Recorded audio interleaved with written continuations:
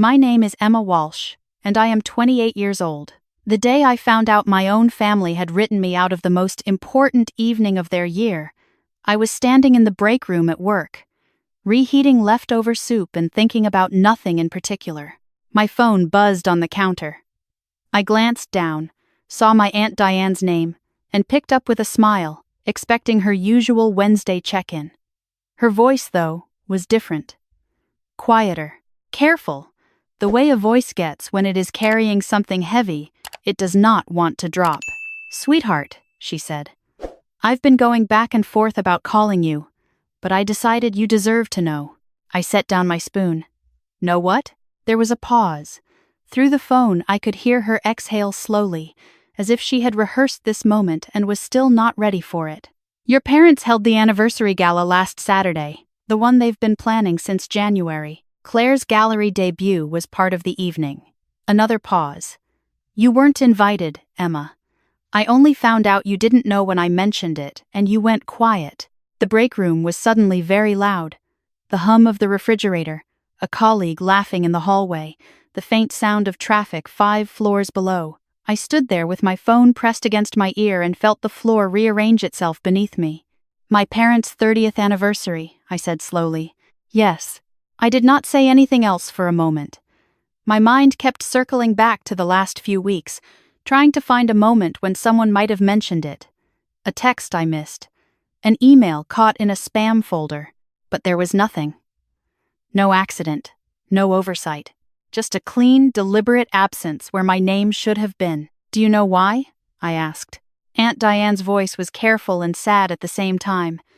"Your mother told me you would make the evening uncomfortable. That with everything that happened between you and Claire over the holidays, having you there would shift attention away from the celebration." She paused. "I'm so sorry, honey. I thought you knew. I thought it was your choice not to come." We said goodbye a few minutes later, her voice full of a guilt that belonged to someone else. When the call ended, I stood at the counter and looked at my soup, still steaming, and could not remember why I had been hungry. I poured it down the drain, picked up my bag, and walked back to my desk on legs that did not feel entirely my own. My family had celebrated 30 years of marriage without me. They had filled a room with relatives and colleagues and friends, raised glasses, laughed, watched Claire unveil her paintings in the soft gallery lighting, and not once wondered if I might want to be there. Or perhaps they had wondered and decided the answer was no, and moved on without losing a single night of sleep. The drive home that evening was long, though I only lived 12 minutes from the office. I took the wrong turn twice without noticing. When I finally parked outside my apartment building in Cambridge and sat in the dark, I let myself feel the full weight of it. Not just the gala, not just one night. The whole architecture of the way my family saw me, laid out plainly at last. I had grown up understanding, without ever being told outright, that there were 2 kinds of children in the Walsh household.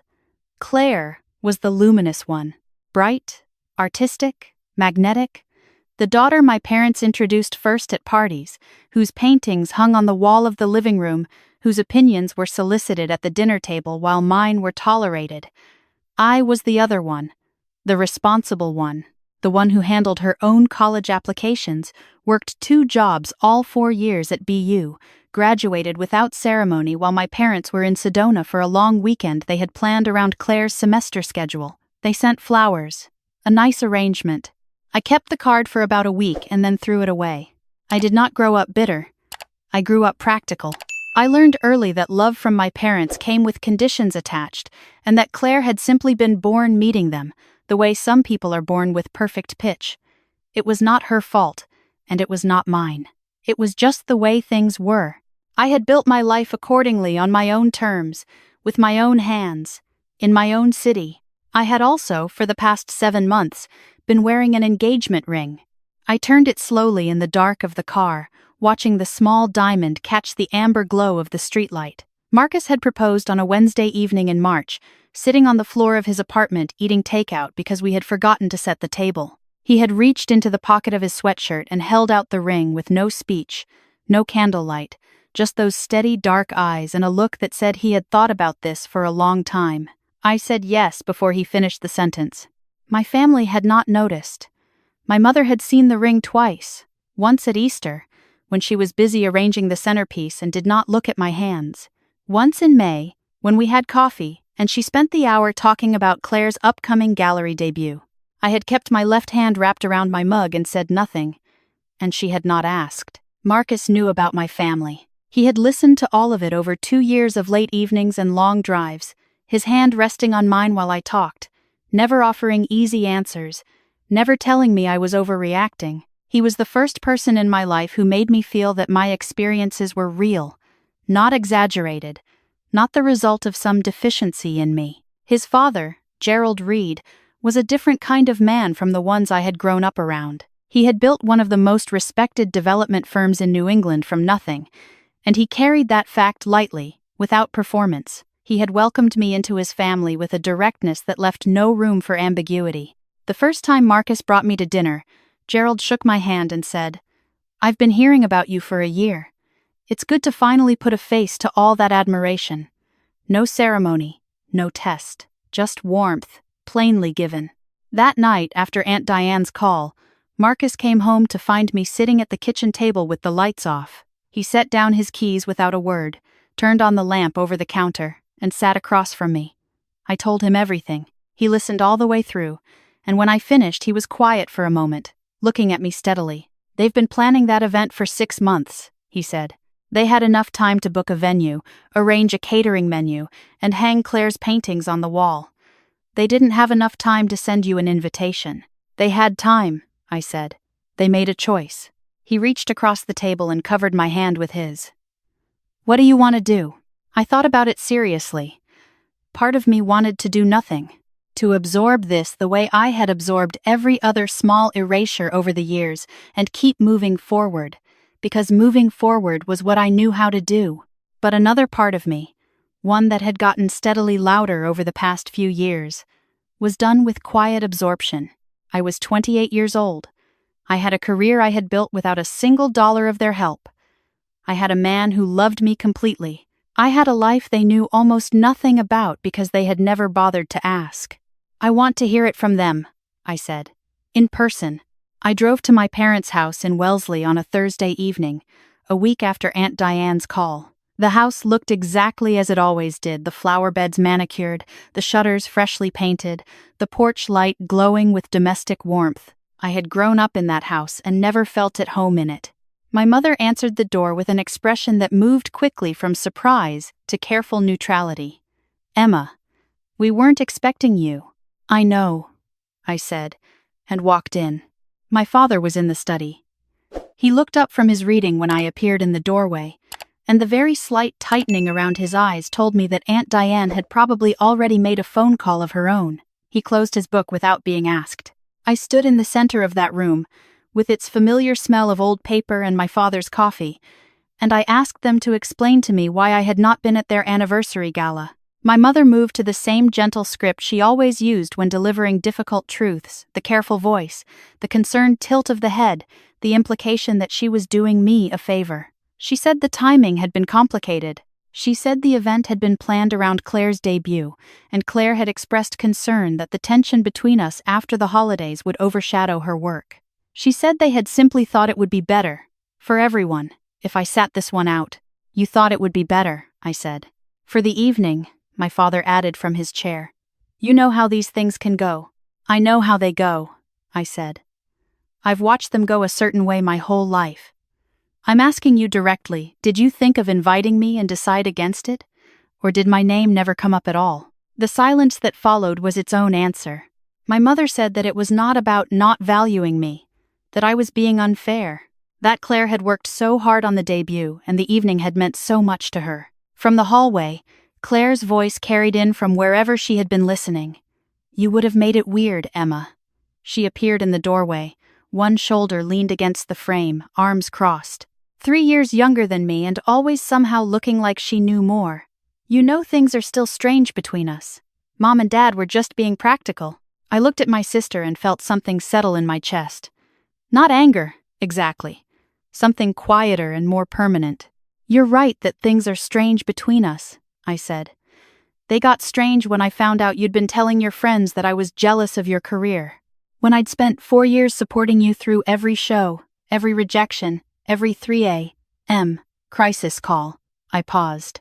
I drove 2 hours in a snowstorm to hang your work at that Providence show when your roommate canceled. Do you remember that? Claire said nothing. My father cleared his throat. This is exactly the kind of thing we were trying to avoid. Then you should have invited me and trusted me to behave like an adult, I said. Instead, you decided for me. You erased me from your celebration and let me find out from Aunt Diane, who assumed I knew. I looked at both of them. I want you to understand that I know exactly what this was. It was not a scheduling conflict. It was a choice. My mother's eyes glistened. She said my name in the soft, wounded tone she used when she wanted to reposition herself as the person being hurt. I was done. I have to go, I said. I picked up my bag from the chair. I just needed you to know that I know. I was almost at the front door when my father's voice followed me out. You're making this into something it's not, Emma. You've always done this, turned every little thing into a referendum on how much we love you. I stopped, turned around slowly. 30 years, I said. Your 30th anniversary. I wasn't there. That's not a little thing. I held his gaze for a moment. And for the record, don't plan on being at mine. I left before I could see his face change. I walked to my car, got in, and sat with my hands on the steering wheel for a long time before I started the engine. The porch light was on. It had always been on, and I had never once felt like it was on for me. On the drive back to Cambridge, something shifted. Not healed, nothing was healed, but the space I had spent so many years trying to fill, the one that was shaped like their approval, felt less like a wound and more like a scar. Scars did not need tending. They were simply part of the geography of who you were. Marcus was awake when I got home. He was reading on the couch and looked up when I came in and dropped my keys on the table. I sat down beside him and leaned back and stared at the ceiling. How was it? He asked. What I expected, I said. And also final. He set his book down. Final how? Final like I'm done, hoping it will be different. I turned my head to look at him. I told them not to plan on being at our wedding. He was quiet for a moment. Then he said, Were you serious? Yes, I said. And I was. Marcus was methodical. He did not push. He asked me, over the following days, to think carefully, not because he disagreed, but because he wanted to make sure the decision came from clarity and not from a wound that was still bleeding. We talked about it the way we talked about most important things, at the kitchen table with coffee going cold between us, with the patient, honest back and forth that I had come to think of as the architecture of our relationship. At the end of those conversations, my position had not changed, but I understood it better. I was not punishing them. I was protecting something. Our wedding was going to be the first day of our life together, and I did not want their faces in it, carrying everything they had never been willing to say or unsay. We began making a guest list on a Saturday morning in October. Marcus sat with his laptop. I sat with a yellow legal pad, and we built it name by name, the way you build something important carefully, with intention. Aunt Diane's name went at the top in my handwriting. My college roommate, Priya, who had driven me to urgent care junior year without asking questions. My colleague, Tom, who had mentored me through my first real project. Gerald and his wife, Ellen, whose warmth had taught me what a welcoming family actually looked like. 43 names. Not a single one chosen out of obligation. Gerald called me one afternoon after Marcus mentioned what we were doing. His voice had the same steadiness it always carried. Marcus told me, he said, I want you to hear from me directly that Ellen and I are honored to be part of this. And if you need anything, the venue, the arrangements, anything at all, you only have to ask. I thanked him, and meant it down to the bone.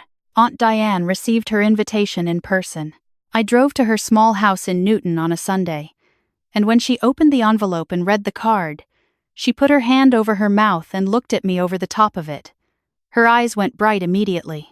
Oh, Emma, she said. Front row, I told her. I want you in the front row. She pulled me into a hug that lasted longer than either of us planned, and when she pulled back she was still holding the card carefully, as if it might be fragile. She said she had known since I was 9 years old, standing quietly at the edge of every family event, that I deserved something like this. She said she had always been sorry she hadn't said it louder. That night I lay awake in the dark and thought about my parents. There was a part of me, one I was not ashamed of, that still wished things were different. Wishing did not cost anything, but the wishing was no longer attached to hope, and that made it bearable. In the morning, I wrote their names on a blank envelope and looked at it for a long time. Then I put the pen down and moved the envelope to the side, and it stayed there, empty, for 3 more days before I finally threw it away. The months before the wedding moved in a particular way, full and fast and strangely peaceful. Priya flew in to help with the details and spent a weekend on our kitchen floor surrounded by fabric swatches, laughing too loudly and arguing about centerpieces with the kind of joyful uselessness that made me feel lighter than I had in years. Ellen Reed drove up from Providence one afternoon with a notebook and the kind of practical, loving competence I had always wished my mother had, and we sat together in the wedding venue, a converted carriage house on Gerald's Connecticut property, and mapped out the evening. I tried on my dress in a small boutique in Beacon Hill on a Wednesday afternoon when the shop was nearly empty. The seamstress fastened the last button and stepped back, and I turned to the mirror, and for a moment I could not place what I was looking at.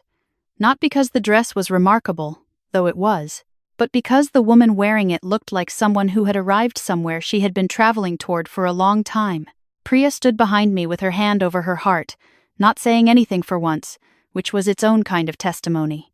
Aunt Diane called the day before the wedding and talked for 20 minutes and cried twice.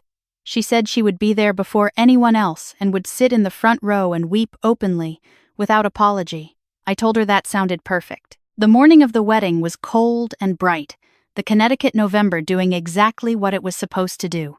The carriage house was strung with warm light inside, and the old stone walls held the quiet of the countryside while everything inside moved gently toward the evening. Aunt Diane arrived first, as promised, and stood in the doorway of the room where I was getting ready, and looked at me with a face that held 30 years of being my witness. "You look exactly like yourself," she said. "Only more so." When I walked out into the ceremony space and the light shifted, and I saw the faces of the people filling those chairs, people who had chosen to be there, who had never been obligated, who had shown up because they wanted to, I felt something completely unfamiliar. Not happiness, exactly, though it was also happiness. Something quieter, like being seen by people who actually looked.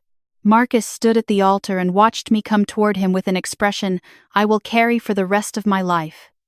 When I reached him, he took both my hands, and the room fell away. We said our vows in front of 43 people who heard every word. At the reception, Gerald gave a toast. He stood at his full height with a glass in one hand and looked across the room at me and Marcus and said that in his experience, the families people chose for themselves were the ones that sustained them. He said he did not know what the word lucky meant until his son brought home someone who had built her own life on her own terms and still had the grace to share it. He raised his glass. The room was very quiet for a moment, and then the applause started, and Aunt Diane produced a handkerchief from somewhere and did not apologize for needing it. Later, when the music had started and the room was loose and happy, a woman I did not know well leaned over and asked, gently, whether my parents were there. I smiled and said only the people who deserved to be there were there, and she nodded slowly and said that was probably the most sensible thing she had heard all year. The morning after, my phone had messages from my parents. My mother's came first, a long one, describing how they had seen photos on social media from someone who attended and had realized what had happened. She was hurt, she said. She could not understand why I would do this to the family. She did not say I'm sorry. She did not say that what they had done had been wrong. She said only that she was hurt and that she had not expected this from me. My father's message was shorter and harder. He said that shutting family out of a wedding was not something a person forgot, and that I needed to understand the consequences of the choices I was making. I read both messages in bed with Marcus beside me, and then I put the phone face down on the nightstand and went to make coffee. The months that followed were quiet, in a way I was still learning to trust. Work expanded. I moved into a project lead role at the firm, the kind of work I had been building toward for 6 years. Gerald mentioned my name in a conversation with a developer he was consulting for, which led to a meeting, which led to a commission that was the largest of my career so far. Marcus joked that his father was a better agent than I was. In the spring, Claire called. Her voice had lost the casual edge it usually carried. She sounded tired, the way a person sounds when they have been carrying something heavy with no one to help them. She asked if we could meet. I agreed, because I was curious and because despite everything I had no interest in cruelty. We met at a coffee shop near the Park Street station on a Thursday afternoon. She was there when I arrived, sitting with her hands wrapped around a mug, not performing anything. She looked like someone who had put down an act she was tired of carrying. She told me the gallery had closed, 7 months after the debut, which my parents had framed as the beginning of something significant. The space had become unsustainable. The investors she had counted on had pulled out after 2 unprofitable quarters. She had debt. She was trying to figure out what came next. She did not come right out and ask for anything, which made the asking clearer. I let her talk until she was finished. Then I said, "Claire, what is it you're hoping I can do?" She looked at her mug.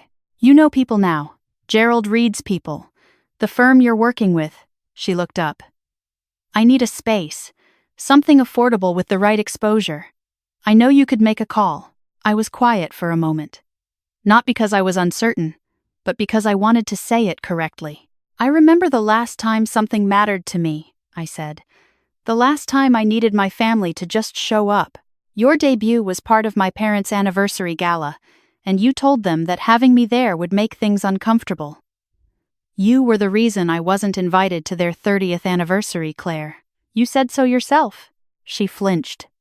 "Emma, I'm not yelling," I said. "I'm stating a fact. You made a choice, and I made mine." I picked up my bag. "I'm not going to help you find a space. Not because I want you to fail, but because I don't owe you my connections after the way I've been treated." I paused. "I genuinely hope you find a way forward, but it won't go through me." I stood up and walked out into the April wind, which was cold and direct and clean. I stood on the sidewalk for a moment and breathed it in. Above the buildings, the sky was that particular bright blue that belongs to New England in spring. The kind that does not last long but is startlingly beautiful while it is there. I thought about the girl who had driven 2 hours in a snowstorm to hang paintings for a sister who would one day use her absence to smooth out a party guest list. I thought about the woman who had walked out of her parents' house that November evening and said, "Don't plan on being at mine," and had meant it. I thought about a yellow legal pad and 43 names, and a carriage house lit with warm light, and the face of the man at the altar who had looked at me like I had already arrived. None of the things I had grown up lacking had disappeared. The losses were real. They would always be real. But they were behind me now, part of the distance I had covered, not the direction I was going. I hailed a cab back to the office, where I had a 3 o'clock meeting and a project I was proud of. On the way, I texted Marcus a single line, "Coffee tonight, I'll tell you about it." He responded in under a minute. "Already home early, take your time." I smiled at my phone and tucked it away. The cab moved through the city in the ordinary mid-afternoon traffic, and through the window Boston looked exactly like itself, old and new and complicated and mine, in the way a place becomes yours when you have chosen it deliberately. I had chosen all of this: the city, the work, the man, the 43 people who had stood up when I walked into a room and meant it. If you have ever been the person your family placed just outside the circle, if you have ever watched through the glass while they celebrated without you and tried to decide whether the fault was yours, I want you to know that the circle was never the point. The point was always what you built beyond it, and for the first time in my life, I was standing fully inside something I had made myself, with people who had chosen me freely, and the space where their approval used to live was no longer empty, it was full of everything else.